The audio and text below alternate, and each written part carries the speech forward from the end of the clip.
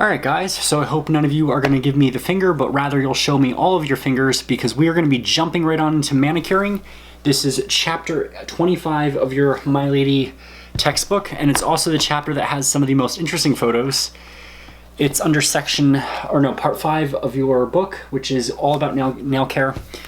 We're going to be talking about manicuring, pedicuring, nail tips and wraps, monomer, liquid, polymer, nail enhancements, and UV gels in this whole section. The manicuring chapter is a long one. It's all about the products we use. Typically, most of the products we use in manicuring we'll use for pedicuring, either at different strengths, like we can use nail polish on our nails or we can use them on our feet. One thing that's not discussed in this chapter is the nail tech license.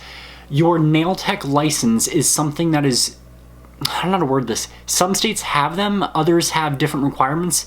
So in New Jersey, it's very hard to find a program, but they exist. Your nail tech programs will have completed 300 hours of a specialized course. You're given the nail technician book for My Lady. My Lady makes one for nails, aesthetics, and then the cosmetology one. Typically in cosmetology, if you have your cosmetology license, you can do nail services, no problem. There's actually salons that will have cosmetologists that do many things, or even estheticians that do nail services. It really depends on where you work and all that. And also what you're comfortable with. So for example, when I was in cosmetology school, you had to learn it to learn it. I was not a fan of nails personally because I don't know the first thing about applying nail polish. I don't know any of the trends. It was all like a foreign language to me, but it was really interesting with the science behind it. So anyhow, your chapter starts off by talking about nails and the services for them. Typically when you go to a salon, some full services salon will have an area for nails, but you can also go to a nail salon. Day spas have some stuff too. Also know that this chapter you're going to be learning about what is the scope of practice, or SOP, SOP. So SOP will explain to you what you can and can't do. So for example, when we're doing the nails, we can't fully remove the cuticle. That is illegal. So that would be something that only dermatologists can do. Additionally, with our scope of practice, we can't diagnose people. We can't say, oh, well, I'm going to diagnose you with like tinea of the nail and I'm going to prescribe you some antibiotics. I mean, like, as ridiculous as it sounds, you'd be surprised at some of the answers I've gotten from people about what we can and can't do. We can't do that. We can't legally take someone's nail off. Even if their nail's hanging, they say, here, just take some pliers and yank it. Don't do that. That's unethical and really gross. So know that there are many different nail technology tools. Technology is only increasing because of the progress that we make currently. Everything is always new, and we make new strides in a single day, as opposed to like back in the 90s and 80s when this was all relatively new to us. When you're working on opening your own salon, you really want to think, what do I need for a nail area if I have that? Typically you're going to need a desk, a lamp, a waiting area, armrests. All these things must be taken into consideration. Even the chairs are important. You want chairs that are comfortable. The nail technician chairs, they have an area where you can put some of your products on it. You also want to pick something that's comfortable because as a nail tech, you're going to be sitting most of the time as opposed to standing. So the 4 types of nail tech tools that you will incorporate in your service are equipment, materials, implement, and professional cosmetic nail products.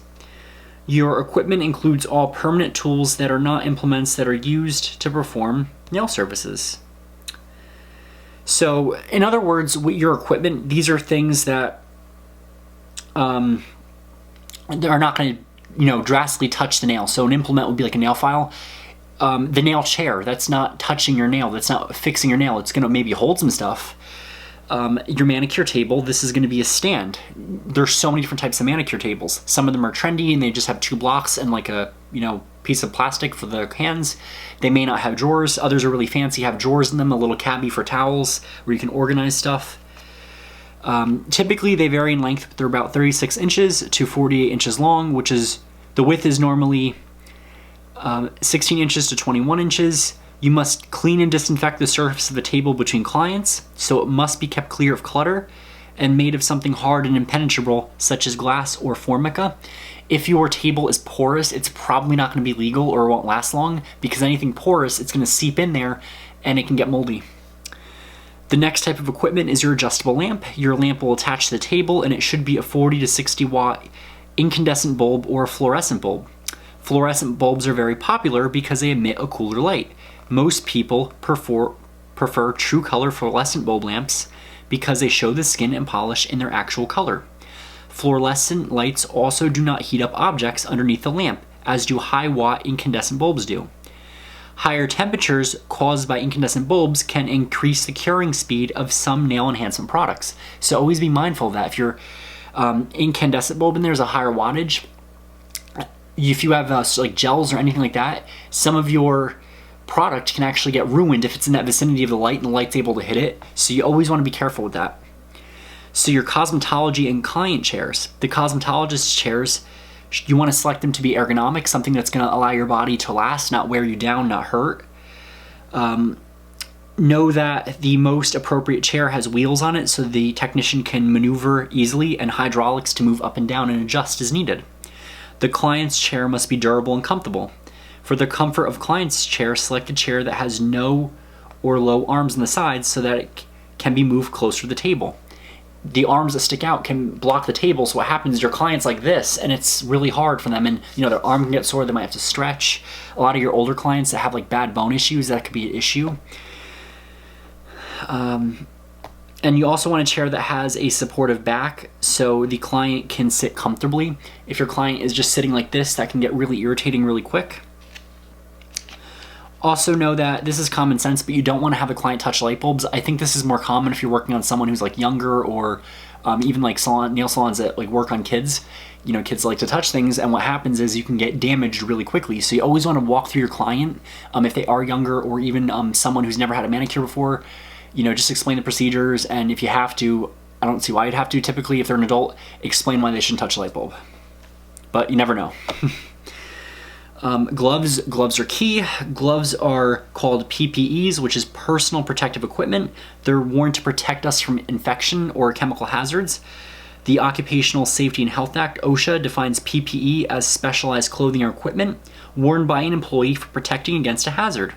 The hazard in this situation are bloodborne pathogens, BBPs, and pathogenic microorganisms that are present in human blood, and other body fluids that can cause disease in humans. Typically in the salon, you're going to be worrying about bloodborne ones, and that's going to be hepatitis B virus and human immunodeficiency syndrome, HIV. I would say that it's you have to be very, very uncleanly to risk yourself to both, especially HIV. If a client has a cut, have them clean and bandage your own wound. It's fine. You're not going to catch Hep or HIV from that. I did read one rare case. I don't know where it was. I think it was outside the US. I want to say Brazil, but I'm not quite sure. Don't quote me on this, but search up HIV in nail salon. Some lady contracted HIV on a Dremel that was used. I've never used a Dremel because it's really hard to be safe with them if you're not careful and just learning. We had a client that got very sick actually from one at a previous nail salon, and she was traumatized from it because I think she was like diabetic, which also increases your risk, and they used the Dremel on her toe and it got nasty infected. Thankfully nothing got amputated, but that's one implement that you can actually risk spreading HIV or another bacterial infection. I will say that bacteria would be way more common than viruses in this situation, especially with some of those nail trends out there. One of them was the dipping in like the polymer, which is so gross, and that became infected, and the person's nail was like all bacteria eaten. So that's that. There's going to be a difference of opinion on nail industry on which gloves are worn by service providers. Many people say gloves should be worn throughout every service because occasionally cosmetologists are exposed to blood. Other people believe gloves need to be worn only when there's an exposure to blood, meaning a large amount of blood. I kind of err on the second side, that typically as long as you're safe, you're fine. You need to be exposed to quite a bit of blood to put yourself at risk, and even if you have an open wound, that's a whole other thing. If you have an open wound, you should wear gloves regardless because that's going to protect the wound from any kind of chemicals getting in. Know that OSHA did some universal precautions. It was implemented in 1993, and it was an addition of the OSHA Act of 1970, and this gave us universal precautions, which include gloves, masks, and eyewear. They are standard within OSHA. It says universal precautions shall be observed to prevent occupational exposure to blood or other potentially infectious materials. Occupational exposure includes any reasonably anticipated skin, eye, mucous membrane, or potential contact with blood or other potentially infectious material that may result from a performance of an employee's duties. Notice that OSHA does not mention exposure to large amount of blood. They keep it very general and very large. It's kind of like you have to be really careful. And you can interpret this in different ways too, but we're not here to study, you know, employee law or health law. That's just to like give you an idea of how confusing it can be when you read this.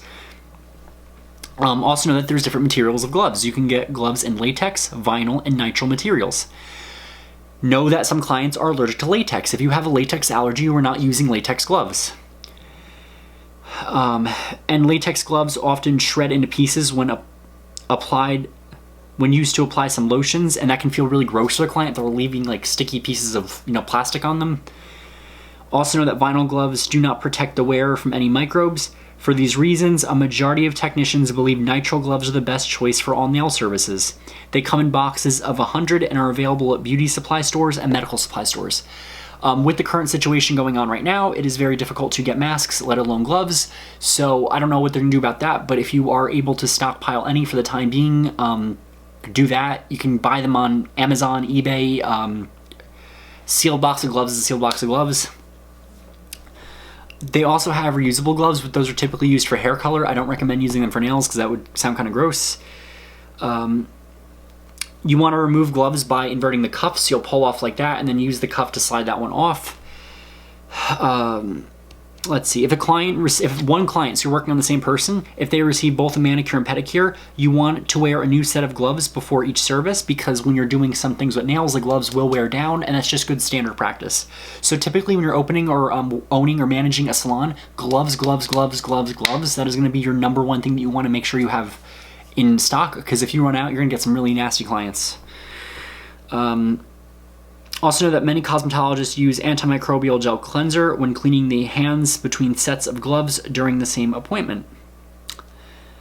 The next type of equipment we use, this is the one piece of equipment in your bag, student bag, that a lot of students get confused with, and that's your nail bowl. It looks like a thing where you soak your hands in.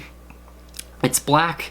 They also call it a finger bowl. So your finger bowl is going to be used for soaking the client's fingers in warm water to soften the skin and cuticle. Finger bowls can be made of plastic, metal, glass, or even attractive ceramic. They should be durable and easy to thoroughly clean and disinfect for each client. Plastic's the most common, it's the most easiest. You also want to think about too, when you're buying some stuff, don't buy on the aesthetic, because something that may look really beautiful and, you know, amazing could be filled with junk or work really junky. It's like my favorite philosophy saying, you're given two boxes. One of them is beautiful, wrapped in, you know, the best wrapping paper ever. One of them is small, wrapped in newspaper. And I always ask, which one would you pick? Some people say the box, the small one. Some say that big, beautiful box. And I say inside that big, beautiful box is a pile of dog crap. Inside that small, insignificant looking box wrapped in newspaper is a diamond ring. And that can be applied to this. When you buy for, you know, just because something's expensive does not always mean it's good. So you'll buy this really expensive ceramic thing only to find that, oh, over time at warm water, you know, the resin breaks down and the whole thing cracks, because underneath ceramic is a porous material. That gets wet, it falls right apart. They do have a lifespan. So the next important thing is a disinfection container. You want it large enough to hold a disinfectant liquid to completely immerse service sets. Know that service sets are the set of tools that will be used in a service. Containers that do not allow the entire implement, including handles, to be submerged are not acceptable for use in professional salons. They have specialized nail ones. You can put your nippers in them and, you know, metal tools, and it flips inside the thing, and when you open it, it strains them out. You can do that to soak them. Disinfection containers come in a variety of shapes, sizes. There's a whole bunch, so just pick the best one. Let's see. Also know that after the implements are removed from the disinfection container, they must be rinsed and air or towel dried in accordance with the manufacturer's instructions and your state's regulations. Every state has a different way of disinfecting. Typically, you want to take it, remove any visible debris, put them in there, let them soak for a little bit to disinfect. So what you'll be doing typically is disinfect them while you're working on the client. After you get the client's stuff, take the stuff from the disinfection, put it out to dry, take the ones out to dry, put it back for your next client after you set up, and then take the dirty stuff, put it in the disinfection container. You keep it on a rotating schedule. Or if you have an assistant in the salon, they may do that for you. Let's see. And I'm sorry I'm saying so much. Oh my gosh, I am like getting like zero sleep, so I really apologize. Know that you want to wear gloves when removing and rinsing implements, because that prevents your skin from cross-contaminating. Always wear gloves when in doubt. All containers must be kept closed when not in use to prevent contamination or evaporation. So the next type of equipment is a client arm cushion. This is an 8 to 12 inch cushion that can be cleaned with soap and water and is specifically made for cushioning the client's arm. It's an option when performing nail services. You want to keep this arm cushion, with a towel covering on it, because think of it like this. Even though they may be made of leather or some kind of plastic, they will wear down. So the last thing you want to do is violently scrub it, have it open, and then there's holes all over it that not only looks really gross, but it is very gross because it's not sanitary. There's going to be holes in the foam, so when you go to clean it, it's going to get all moldy and gross. You don't want a client seeing that. So always be professional. Always put an arm towel. They rest their arm on a nice soft towel on this cushion. It's all about being clean by preventing any room for infectious material to grow on. And then after that, you'll take the towel, launder it, meaning wash it. Okay, so the service cushion, which is optional, this is a foam cushion higher in the middle and lower ends, and it can be placed between the client and cosmetologist during a manicure. It is believed to provide more comfort during the service for both parties. It must be fully covered by a fresh, clean towel throughout each service. Your gauze and cotton wipe container, this will hold your absorbent cotton, lint-free wipes, or gauze squares during the service. It must have a lid to prevent the contents from dust and contaminants. Typically, small glass ones work just fine. I've had people repurpose jelly bean containers where they'll eat the jelly beans in there, scrub it out with soap and water, disinfect it, bring it back out, put all your cottons in there. Or they sell sets. Home Goods sells a whole bunch of different ones. You can just take the lid off. Typically, you don't have to do glass because glass might be a safety hazard if it breaks. Go for like a nice high quality plastic. Some of them you can actually press and it lifts them out. The next type of thing that you'll need, obviously, is a trash container. Trash containers, very obvious. It can be metal, plastic. You want a metal one, typically with a lid that goes up, a little garbage bag inside. You want to change them after each working day. Don't be that person that has that trash container where things are just flying out of there and there's like rats running around and it's really gross. And don't put food in there. I mean, like, really, we shouldn't be eating at our stations. My biggest gripe as an instructor, every time I see someone eating at their hair station, skin station, I'm like, why are you eating there? Eat in the lunchroom. I digress. Okay, so what I'll do is I'll break here, and when we get back, I'll talk about additional implements.